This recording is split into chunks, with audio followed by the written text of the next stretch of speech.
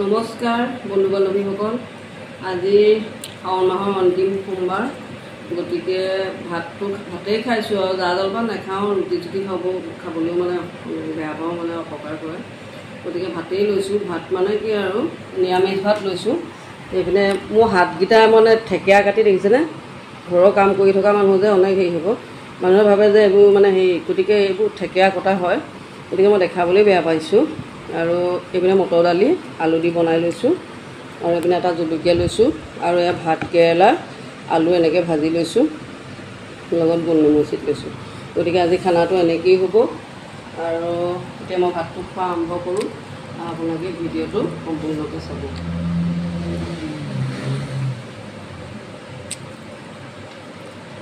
ঘৰৰ কাম নকৰিলেও নহয়, পাচলি কটাৰ পৰা ধৰি তামোল কটালৈকে এইবোৰ অনেক কিবা কিবি কৰি থাকিব লাগে। ছাগলী ঘাঁহ কটা, কিবা কটা, সেইটো কাৰণে হাত চাত এনেকুৱা হ'বই আৰু।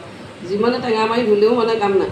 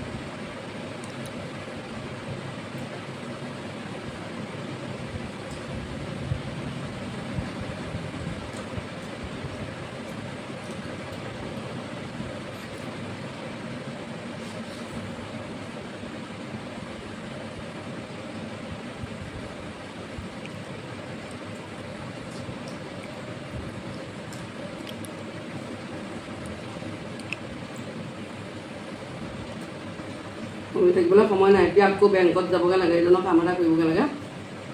এইজনটো যাবই নোৱাৰে, ময়ো ফুৰিবগৈ লাগিব। তাৰ মাজতে গোটেই জঞ্জালখিনিৰ মাজতে ভিডিঅ' এটা বনাওঁ।